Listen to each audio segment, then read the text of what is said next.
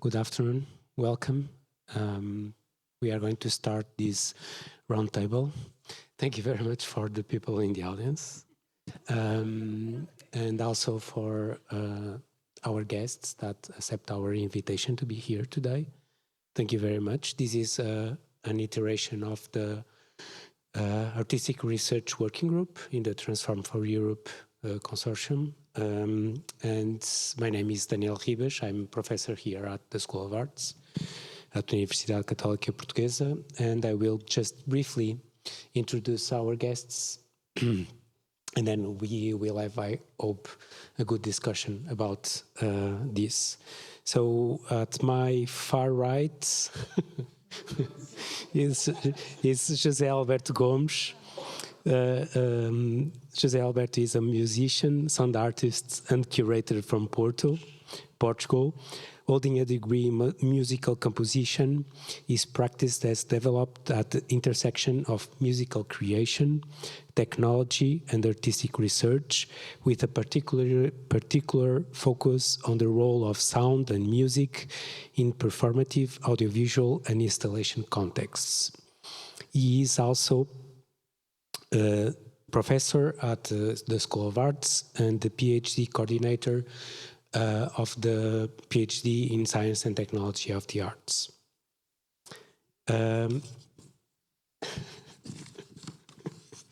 Then next to him is João Laia. João Laia is the artistic director of the Contemporary Art Department at Agora, where he coordinates the programming and management of the Porto Municipal Gallery, among other institutions. He was chief curator at Kiasma, Museum of Contemporary Art in Helsinki, and he was curator of several biennales, including Gothenburg, the Baltic Triennale, and the Lithuanian Pavilion at the 60th Venice Biennale. Then we have Virgílio Ferreira, who is the founder and artistic director of Ci.CLO, a photography platform and Porto Photography Biennale. He holds a master's degree in photography from the University of Britain in the UK, and over the past 20 years, he has developed cross-disciplinary projects in the field of artistic creation, education, and cultural production. Finally, Jaana Päeva is a researcher, designer, and the head of Art and Design doctoral program at the Estonian Academy of Arts, holding a PhD in the practice-based design research. Her work bridges historical and contemporary approaches to handbag design, exploring how cultural narratives, emotional attachment, and material practices contribute to sustainable meaning-making in design. So the idea is precisely to have four people with very different backgrounds and somewhat different perspectives to address a topic that is of utmost importance at the School of Arts and at our research center, which is the concept of artistic research, which is actually at the core of what we try to do here at the School of Arts and at our research center. I will just say two things before handing the word to you. The first is that we truly believe that artist practice is production of knowledge. I know that's normal to say, but sometimes we have to make this kind of a statement. But we also are interested in artistic research as research on the processes, methodologies, and technologies of art production and its mediation with society. And I think it's this that permeates a bit what we are going to talk today, because we have among us artists, but also curators, academics, which are also artists. So it's a kind of good confusion that we want to address. So I asked my guests to start with an initial statement about this idea of artistic research, mostly connected to their practice, either as a scholar or as a curator or as an artist. So I would start for Jaana. Thank you.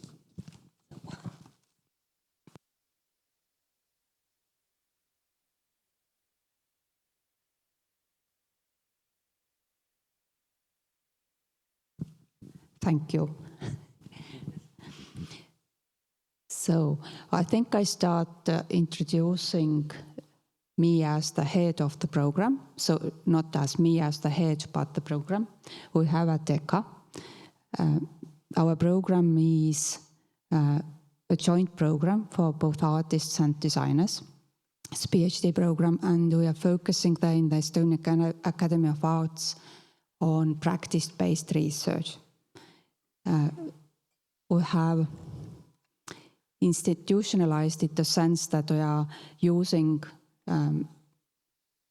Nordic approach or Scandinavian approach to practice-based research, and it means that all doctoral students have a research topic or research proposal at first, and the research, the doctoral research consists of 3 segmented creative projects where they find answers to the research question.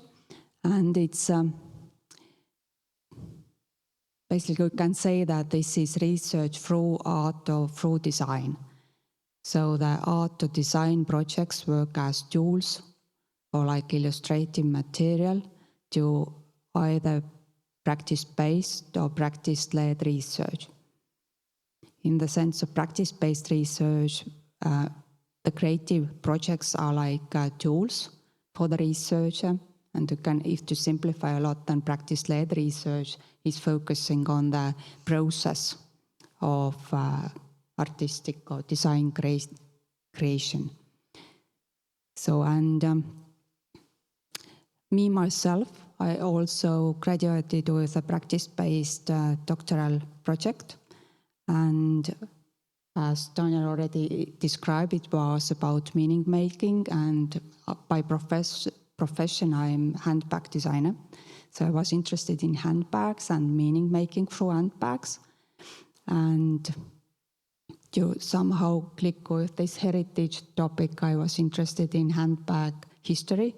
So I started from my semiotic research from historical handbags in Estonia. So, and I think there is, and I'm still continuing with practice-based research projects, dealing both with handbag and this meaning making. It's my favorite topic, but also I'm interested in methods and methodologies, how to actually do research. So it's artistic research. It's not just doing art or just designing, but how to turn it into research. And this kind of methodologies, I think we are developing also in this artistic research expert group in T4EU. Thank you.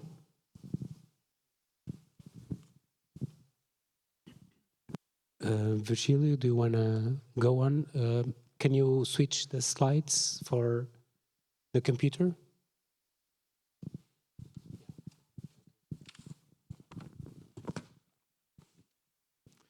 Good afternoon. Thank you for the invitation. And I would like to start this presentation with a very simple idea, and by defining, when Daniel asked us to define what we are doing, what is, in our perspective, the idea of artistic research, and I would like to define my work as is not only about curating or producing exhibitions. Is much more about designing conditions. And these conditions where this artistic research really can happen. And the Bienal Fotografia do Porto is a case study of this approach, in my perspective, because it's not just an event. It is, we look at this project as an ecosystem, an ecosystem of artistic research. And for us, research does not really begin with a question, but began really with a relationship, and relations with territories, with communities, with perception, listening, with sensitivities. And each edition explored these relations differently. And we don't have always the same topic, but there is a continuity in terms of exploration, in terms of the way we look at artistic research, and by creating these conditions. And always this research began with this idea of enter into a situation. And for us, it's really important to go into the situation, engage with some, or as I mentioned, territory or community. And we don't like to look at this from the perspective of outside. We like to be embedded on it. And if we, as a starting point, as I mentioned, look at research, begin with a relation, I think it's also, for us, is important to provide or to offer some conditions. That is time, trust, continuity, as I mentioned. And also, artistic research cannot, for us, in our perspective, is not survive isolated as a project. It needs structure, it needs support, it needs care. And the Biennale is really is structured through 4 platforms. They are not like as a category, but we look at this platform as a methodological conditions that create these conditions. And together, that are conectar, sustentar, expandir, vivificar. And together they really form a research ecosystem.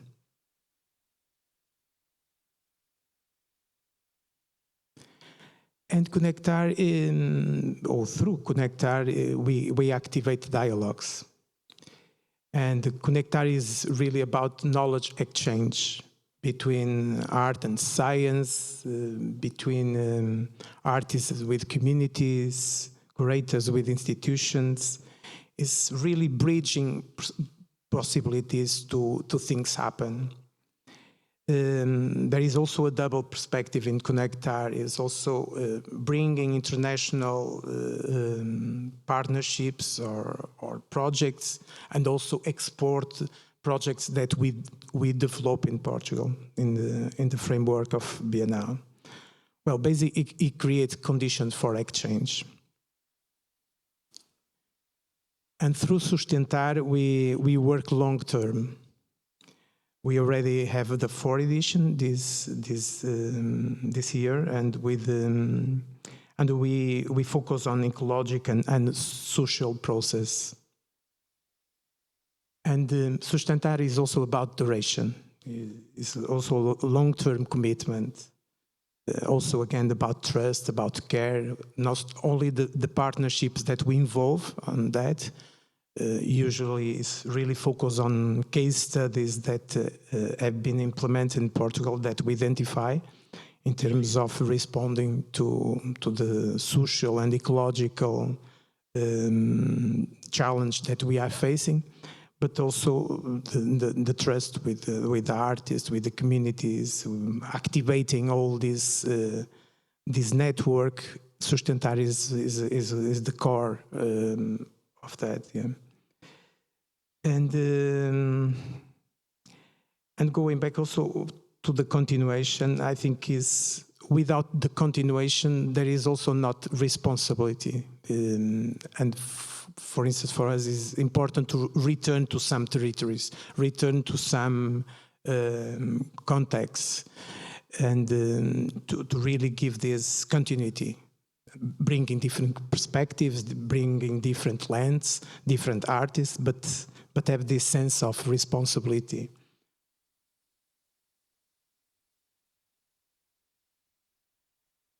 And through Expandir, we support emerging artistic practice that explore intersections, and they are intersections between ecology, technology, and society. And Expandir is much more about inquiry, is about speculation, is about experimentation, is about creating new possibilities, new visions, and this is the base of Expandir. It's more about making propositions. It's not making conclusions, making propositions. And the last platform is Vivificar, that we work with rural contexts, rural communities. And Vivificar really intends to reactivate collective narratives of these territories. The last edition, for instance, we involved 3 municipalities in Douro Valley. The first edition, we involved 4 municipalities in Douro Valley. The artists work in a very small community, very small village. They live in the houses of families.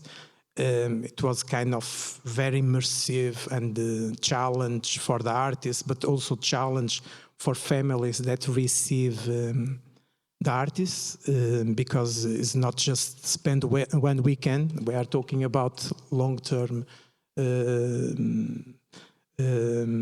staying, and is also about living the heritage. Is return to the territory. Is regenerate relationships. Is also sustain the continuity of what we are doing. Yeah.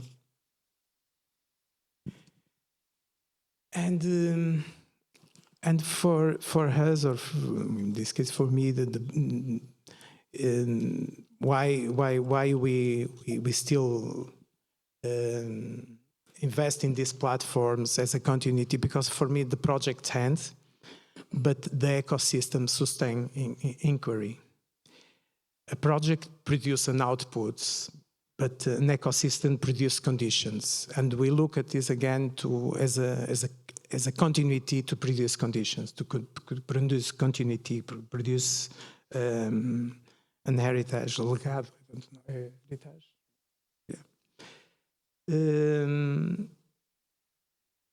Yes, and to finish this perspective of artistic research require living conditions, as we have been talking about, but the question is not only about what is artistic research, but what conditions allow it to remain alive. And this is a question that we are still, asking ourselves.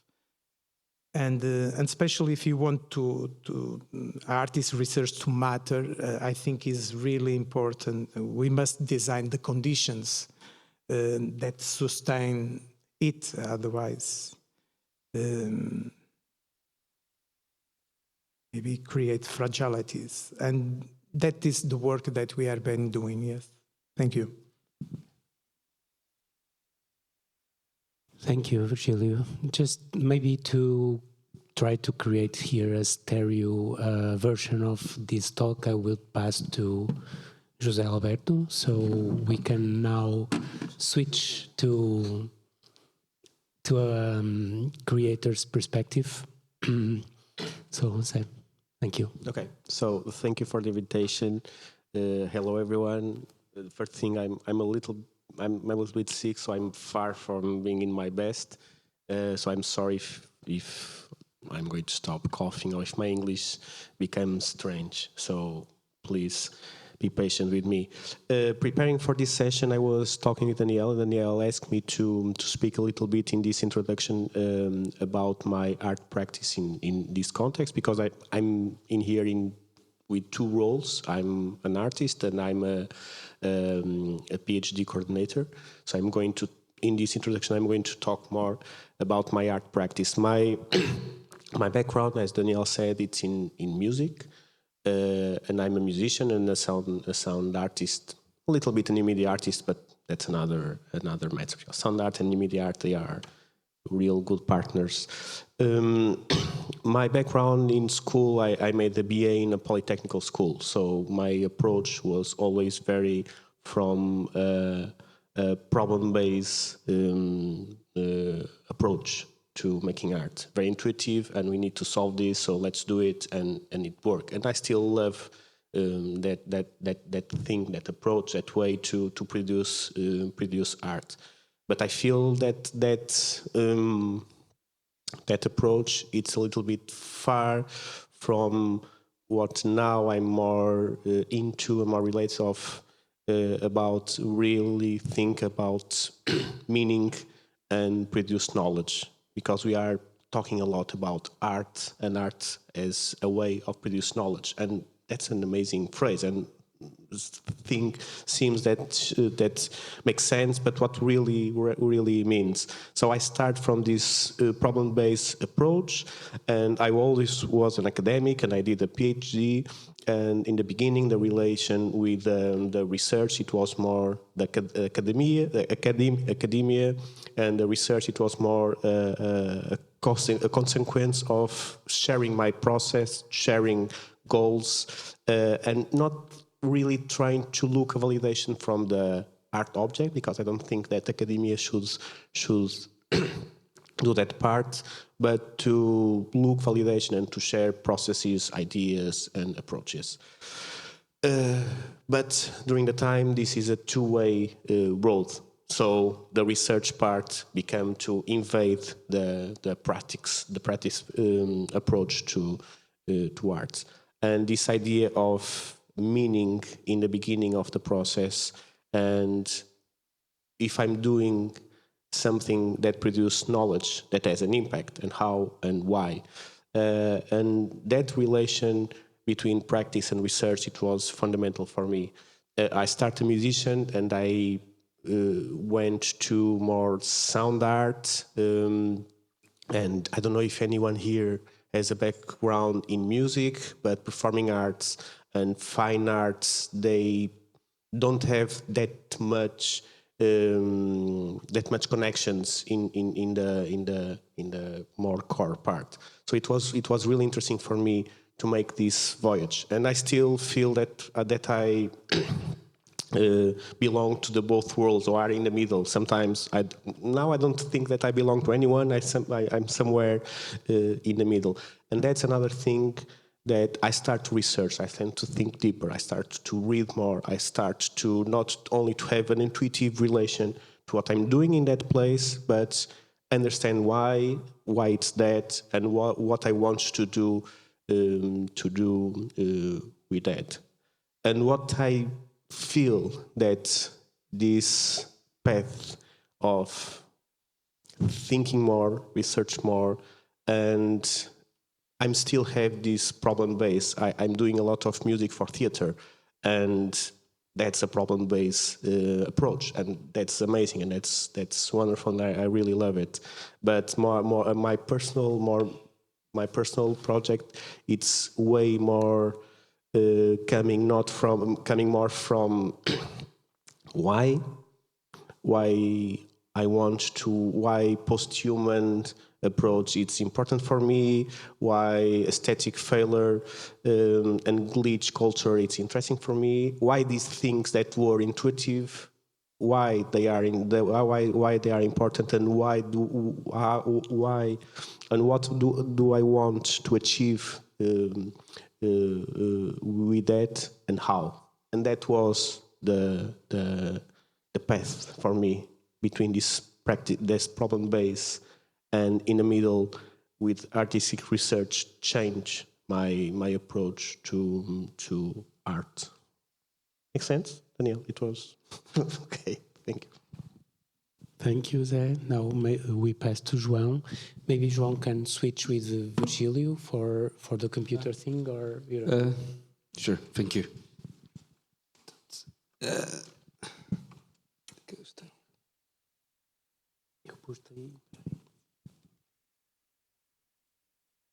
Estou aqui, não estou? Estou.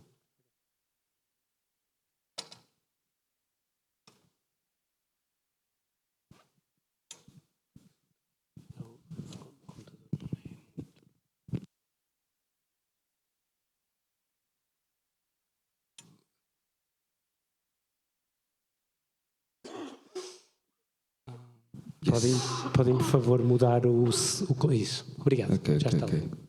Just checking. But yeah, first maybe answer the artistic research question. What is it? I have no idea, and I guess that's why I'm working in this field. I didn't study art history, didn't even study contemporary art. I come from sociology. So I guess it's this kind of mystery that attracts me to artists and to art thinking and art research. And then what I'm kind of drawn to is to connect this, this practice to society. So in a way, linking or diving deeper into an artistic research and kind of tracing possible echoes or symptoms of larger social dynamics. But yeah, mostly and foremost is this attraction for the unknown. I think artists are quite good at the word discovery is not very adequate probably, but at least signaling agencies, narratives, objects which might have been silenced or become invisible. They're quite good at bringing them to the fore. And then I enjoy to continue the conversation, again, linking that to larger questions which are not contained or belonging to art as such, as a discourse, or to the artistic canon. The way I work with artists is also very different. It's case by case, I would maybe argue. There's cases in which I'm just a companion and I'm there if there's a problem. And if there's no problem, I'm literally there as a body, not really as a an agent. And there's other cases where I'd never become a maker, but I have a very precise narrative I want to build or question I want to build. And maybe it's the other way around. Artists become companions in the making of this narrative. And of course, there's 1,000,001 cases that hover in between these two possibilities. I'm showing these images, or this image, now another, and this another. It's the exhibitions we just opened at the gallery this past Saturday, which by coincidence with this talk, they're all new commissions. So it was a very interesting process to work with 7 artists with different practices, different methodologies, different interests, and to follow them and be this kind of assistant in a way in the making of their work. There was no connecting thread. So there is no request from our sides in a specific research. It wasn't exactly also a carte blanche, a white card. There were a few a few limitations, as one does in life. But conceptually, or in terms of addressing any specific question, there was none. So it was 7 cases of very different ages. For example, Silvestre Pestana, for those who don't know, is a very key artist working since the late 60s, and it was really beautiful to show new work by this still active, still living, and yet canon of history, of art history in Portugal. So to show him as a contemporary artist still practicing, so in a way as a fresh, young voice, still very key in the way he tackles tensions and symptoms occurring now. This specific installation is sort of a poem that addresses conflict and war in a large sense. So to summarize, I have no idea what artistic research is, which is a beautiful thing. Thank you all for your ideas. I think, sometimes pretend that we know, João, what it is artistic research, but no, João is not hearing me. Sometimes we pretend also to try to know what it is, but it's really difficult. And thank you very much for the different kinds of approaches.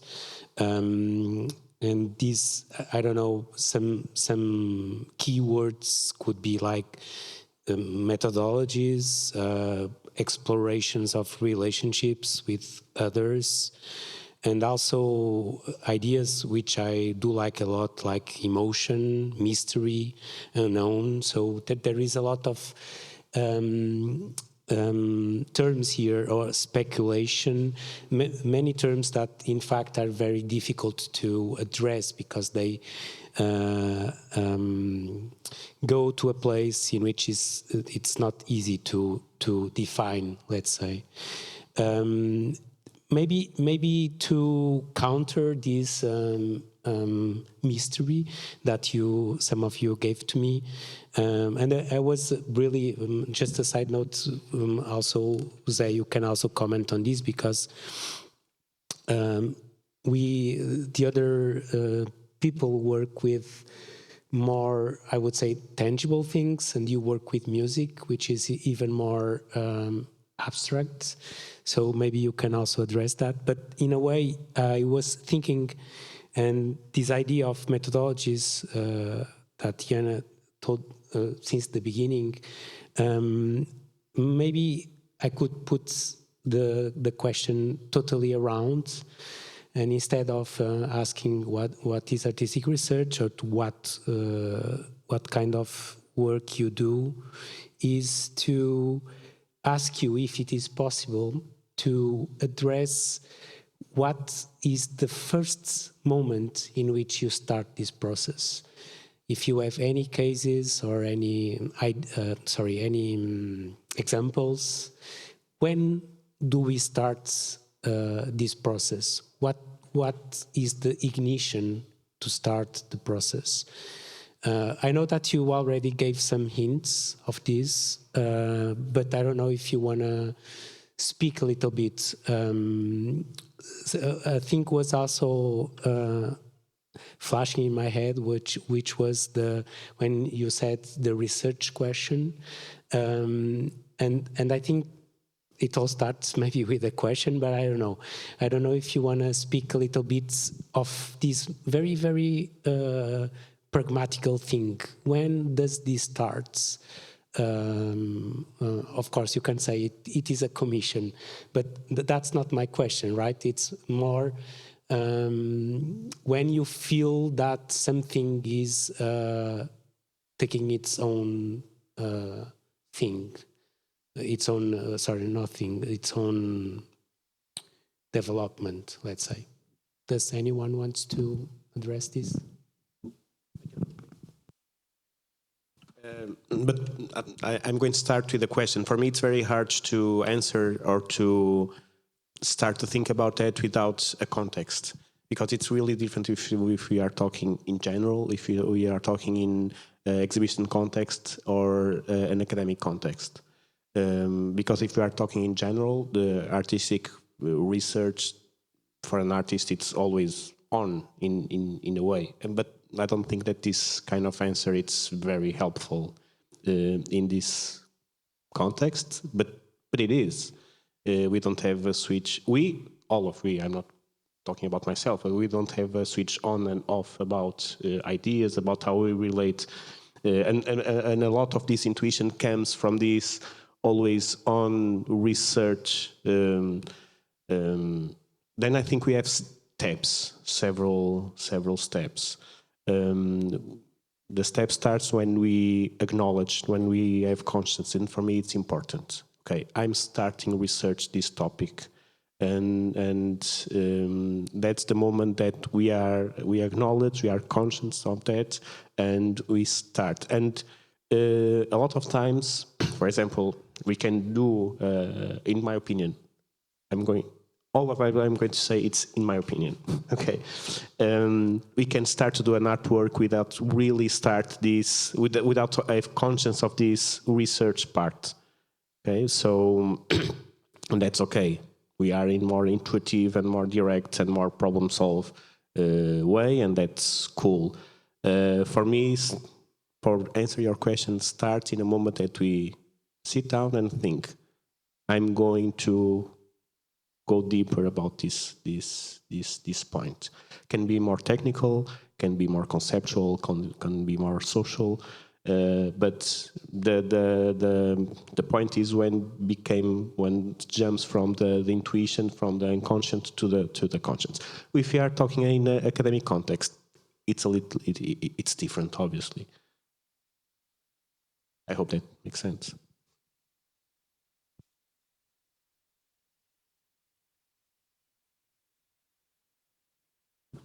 If I can continue then, also like a practitioner viewpoint.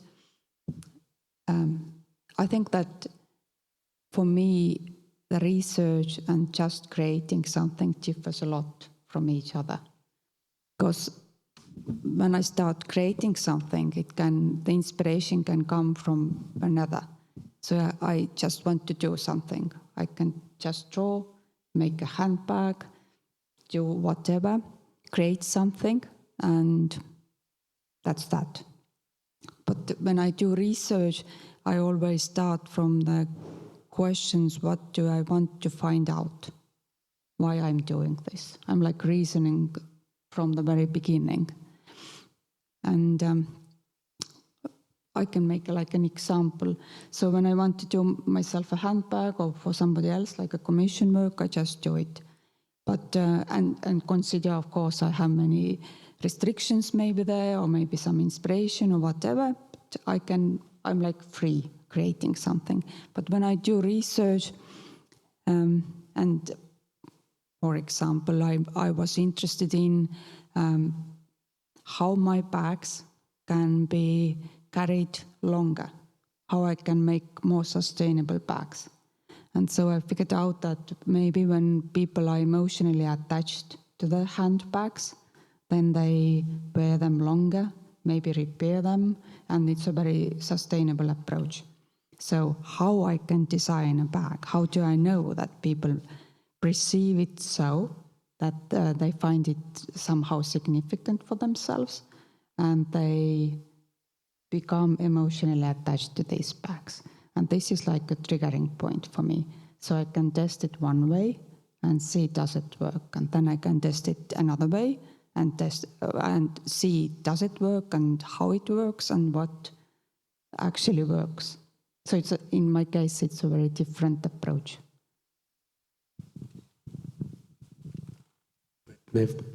Nevertheless, you are the pragmatical approach has to be connected also with the aesthetic approach. So it's not any bag that is sustainable, it's your bag, right? I think these meanings are always, they are like if you receive bags, then it's through sensorial viewpoints. It's also the aesthetic is like the visual side, but also the tactile. How when you touch it, what kind of feelings it or emotions it evokes in the person. So I think I have to consider the form-related characteristics, how it looks like, then like surface-related characteristics, so which color it is, how it feels when you touch it, which kind of material it is, and also like context-related characteristics, where I can carry it or with what's the outfit or what's the style of the bag. So there are very many like layers, and they can all be pragmatic, but yeah, you have to reason when doing research or like documenting and see what actually evokes those emotions, or like which how these handbags are perceived, which kind of meanings they evoke in people. So it's still a bit. I'm like interested in the reactions when I do something. It's you like or you don't like it. It doesn't like bother me so much, but yeah, in this sense, it's I'm collecting feedback and changing my own way of working or the ideas through that. João and Virgílio, I don't know if you want to join in this, but I also can add a layer for you, for both of you, which is an institutional layer, which is you are not only working, I don't know, of course, José also has this, but he can make a piece for his, in his home. You have to work with institutions, so this also beginning has to do also with this. I don't know if this helps, but.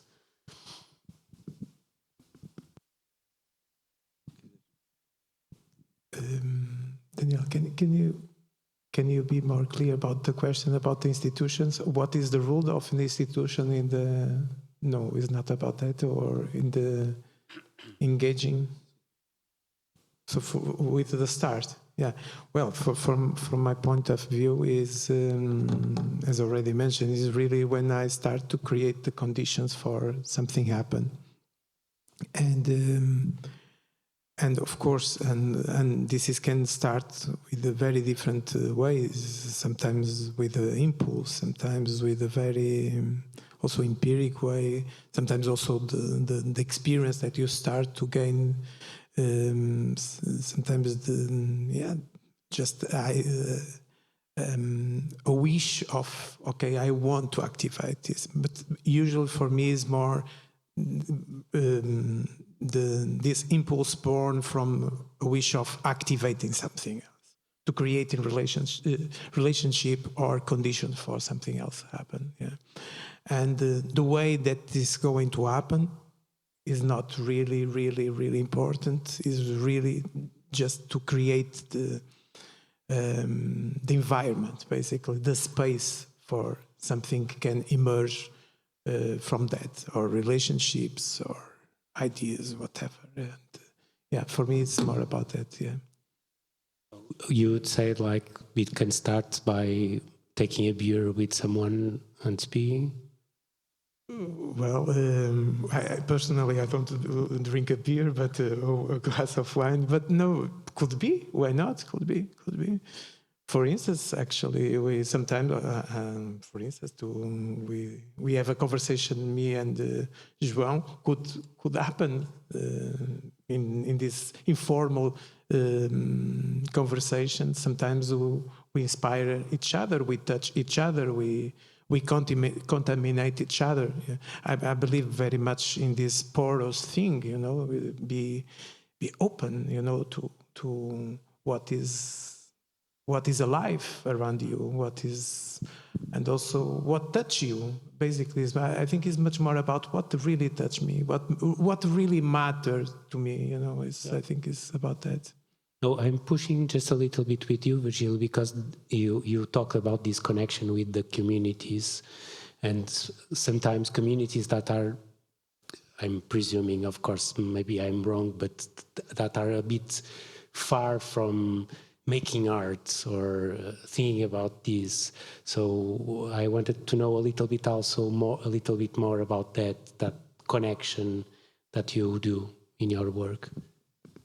Well, this is a very good question and also very good challenge, because we are very care about when we work with others and special communities or groups of people, or in the context that probably they are far away from the vocabulary of art, and not to, of course, have the tendency to or instrumentalize them or to just to represent them, but our idea is really to be engaged with, to create this relationship. For instance, I gave this example of Vivificar, that is in the rural context.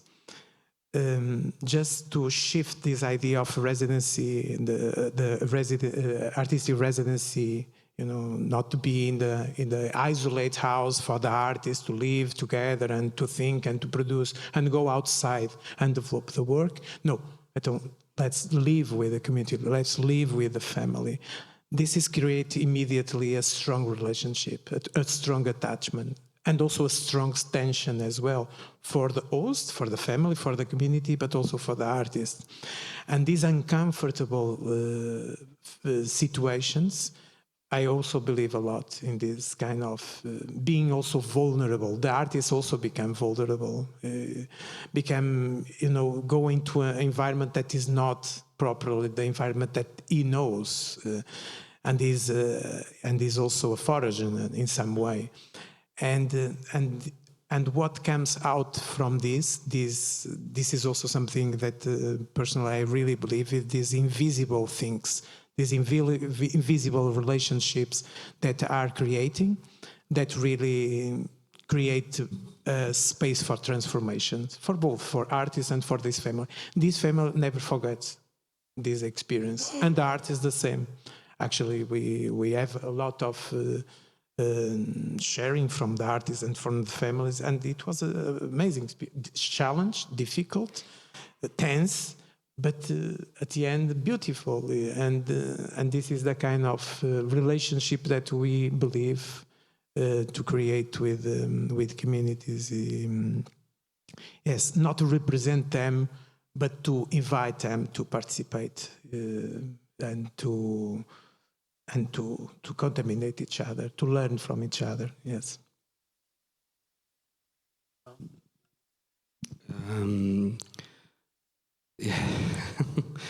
I tend to agree with quite a few points José mentioned. One would be the ongoing features of research and production. I have two ongoing parallel strands of, I don't know if it's research, but working.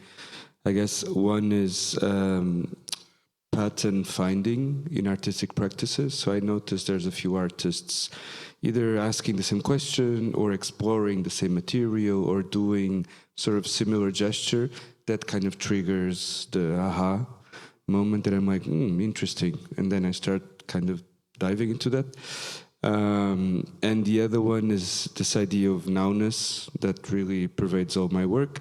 And nowness not in the sense of what's new, but what marks the now. So, any kind of tension, dynamic, etc.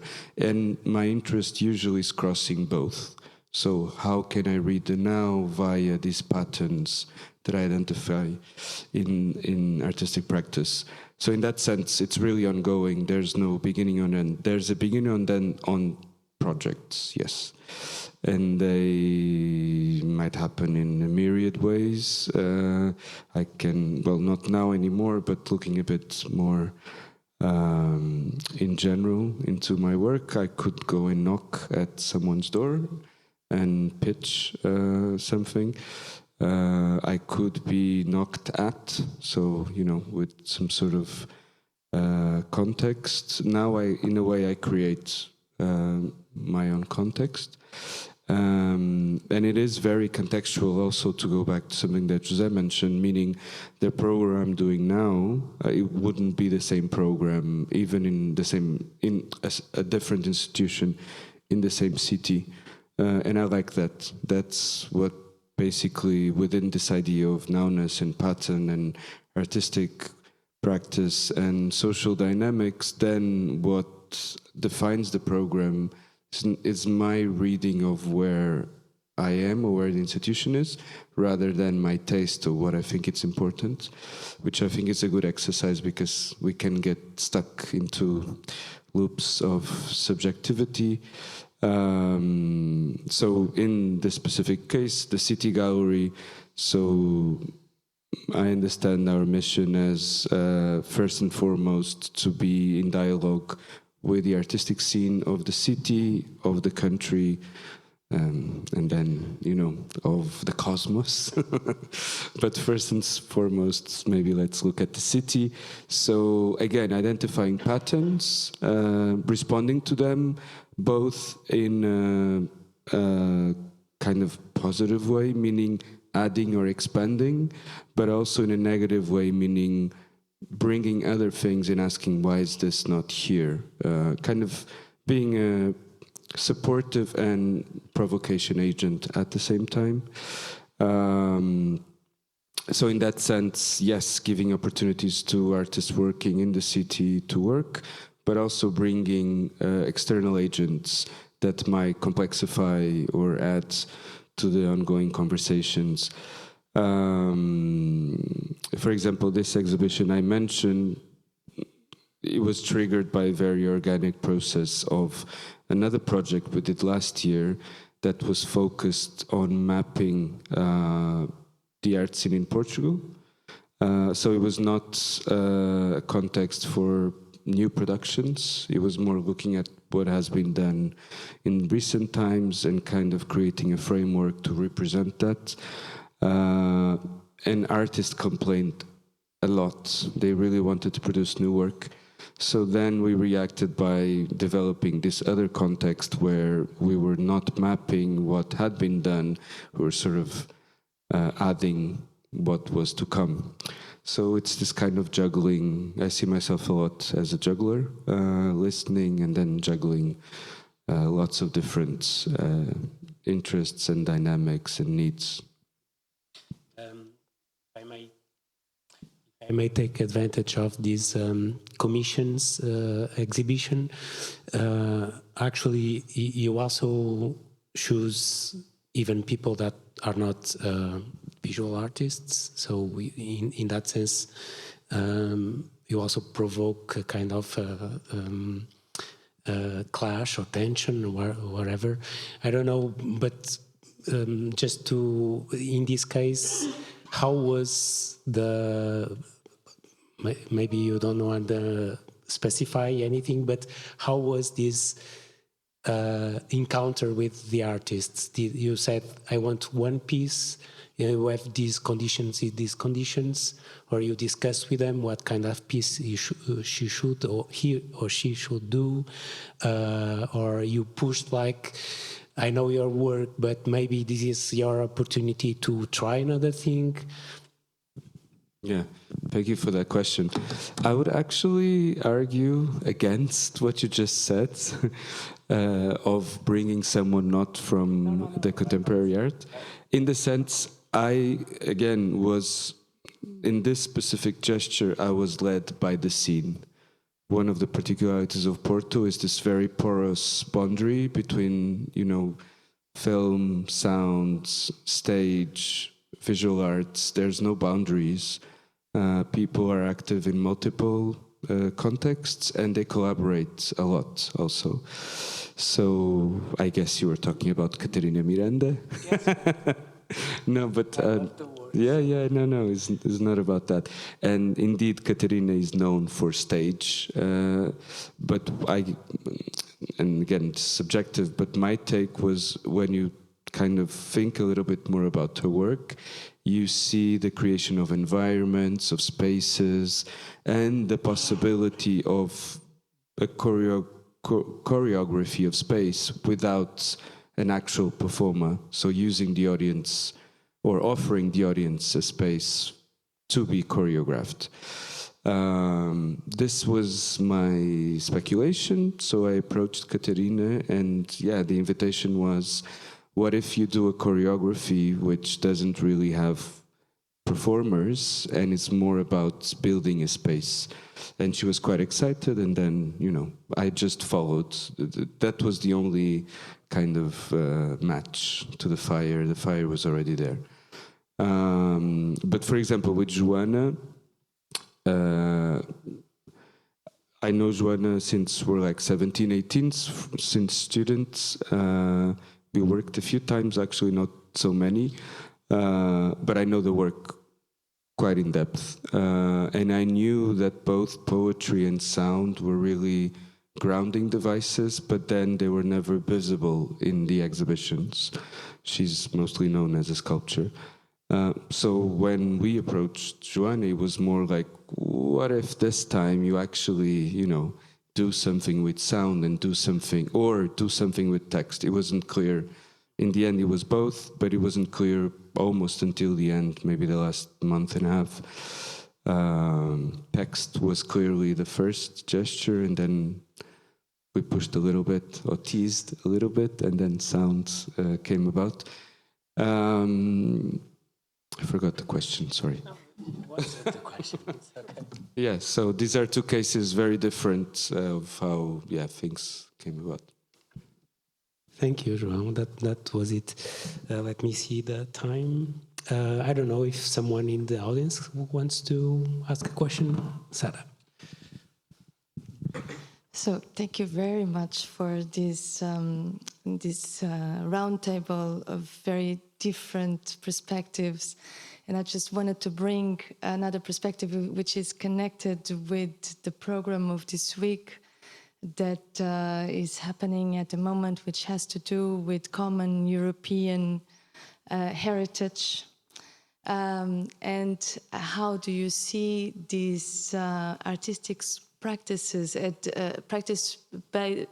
research-based artistic practices falling into this common ground that we are trying to explore here, which is an international context within a very specific European identity that we are trying to, from one way, interpret or study, or in another way to contribute to the building of that identity with this week.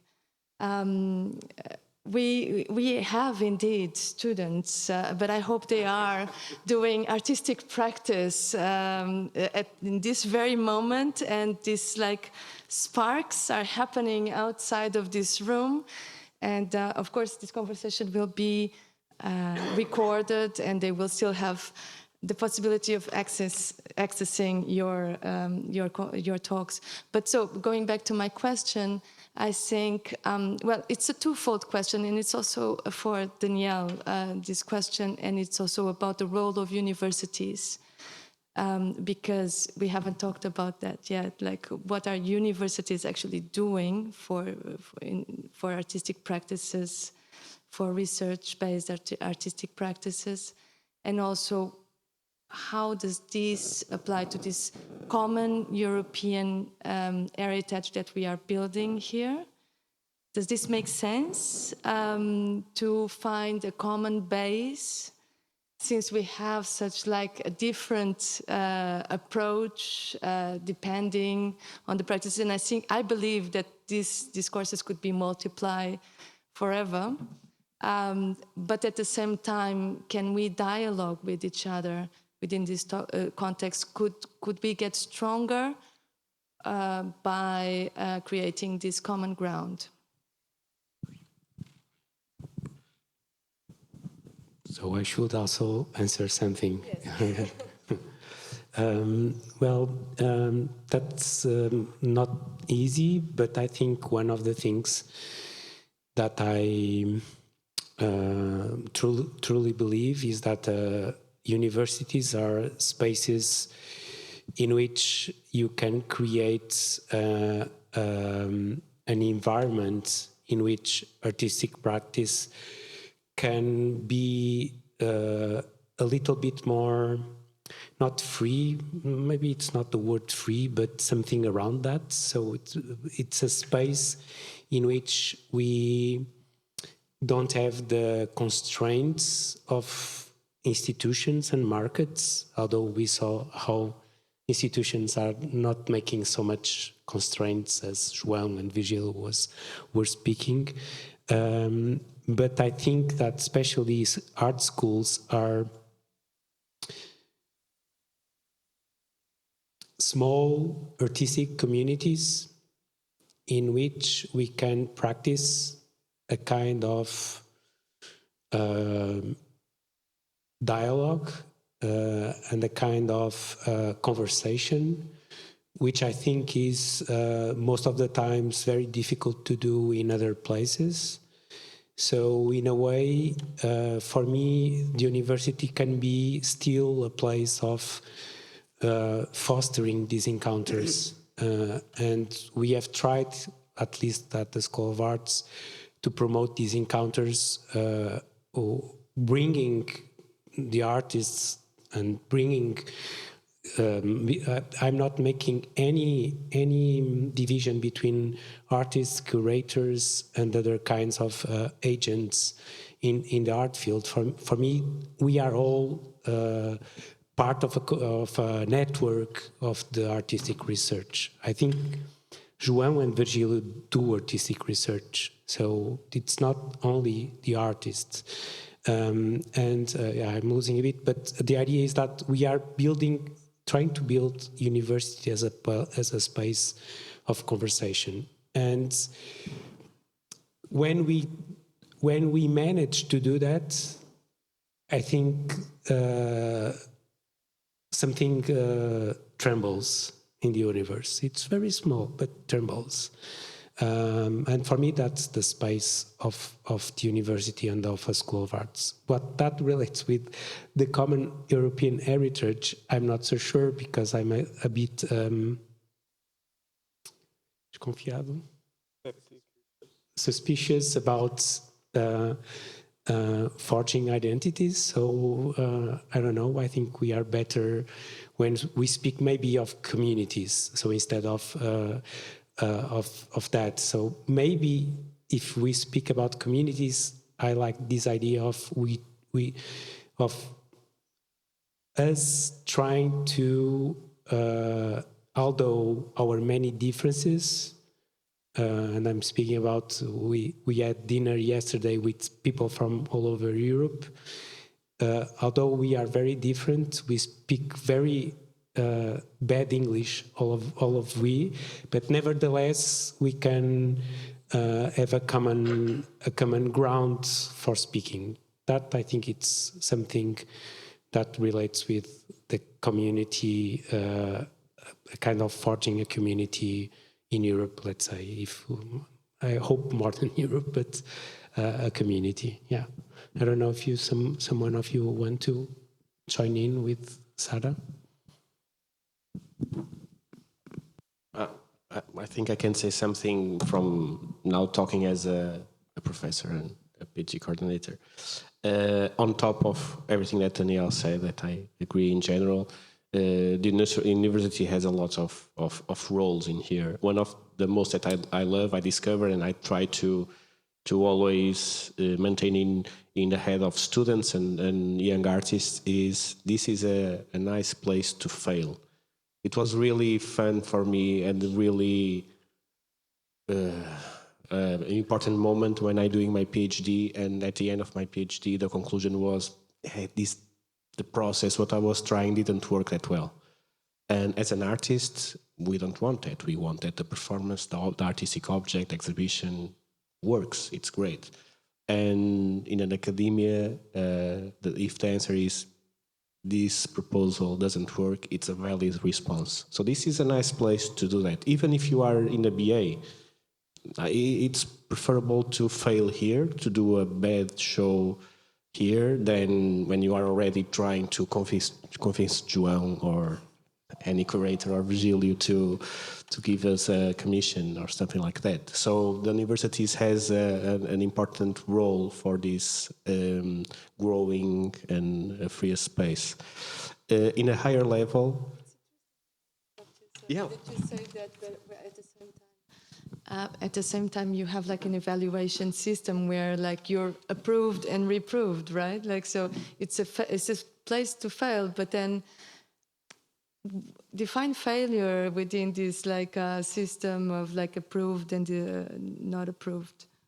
Okay, that's a tricky, not a tricky question, but a tricky subject. But most of the time, and Jaana and Daniel, you are also professors. You can talk, but it's when I'm saying failing something, I'm not talking about failing a class. I'm talking about this that didn't work at all, because it's very rare. I don't know about you. I think doesn't happen anymore that I'm going to fail a student because I didn't like the work or the music. It wasn't great. It failed the class because it didn't respond to a proposal, it wasn't sustained, and something like that. But again, what is more interesting in the BA or in the master in the art school, way more than the grade of the class, that it's, in my opinion, really stupid to give a grade. What is a 16 or a 14 in the art piece? It's the community sense that Daniel was talking. We can push a little bit inside of class, but that happens in a community sense. The clubs, the shows, the happenings that happening that can be resolved, can be informed by the classes. But when I'm saying failing, it's not really failing the class. That's not really interesting. The grade, it's not really important. I always give, because I'm from the musical background, I'm always giving the example. If the next John Cage appears, because it's a paradigmatic case, appears in a music school, probably some professor is going to fail him. And it's awful, because you're going to be famous to be a professor that failed the next genius. So that's not the interesting part in universities, to give a grade or two. I really don't like that part of the universities. But the other part, I think it's to have a free space to really try without a huge consequence. That's cool. I think that's important. And in a higher level, in a PhD level or research level, I don't know, I'm talking too much? Se puderes sintetizar, Okay. sim. So I think I'm not sure that if you are focused on that, but we have some common grounds in the European Union. We have rules to publish. We have rules to do a PhD, and we are experts on creating heritage, because everything that we do, we need to produce knowledge, content, etc. in the certain rules, and that rules are agree between us. And when I'm saying us, is European Union. I'm not going to talk about moral values and stuff like that, because we don't have time to that. And we are great on creating heritage in that sense. I think we are experts on that. I'm sorry. Okay, thank you. I will give the last word to Jaana. Thank you. Maybe I would like to start from highlighting this failure part. I think in the academic context, failure is not bad, because it's knowledge. You get to know something. And in academic context, it doesn't matter, is it a positive result or it's a negative result, you get new knowledge. And this is, I think, a very important thing when you do research, this artistic research. It's the same, it allows you to fail, because anyway, it's a new knowledge. And if you ask my point is what artistic research can offer, I think one important keyword besides communication and possibility to fail or get new knowledge is actually reflection. Art is mysterious in some ways, and behind it, it's like a tacit knowledge. Those who do it, they do it. And the rest just guess what it is about, or how you do it, or how you achieve something. So I think artistic research is exactly about revealing or making this tacit knowledge explicit to others to understand how the mind of the artist works, or how the process of creating something actually happens. And I think this is one of the best opportunities for artistic research to explain what happens behind the scenes. Yeah. Well, thank you very much to our guests. It was a pleasure.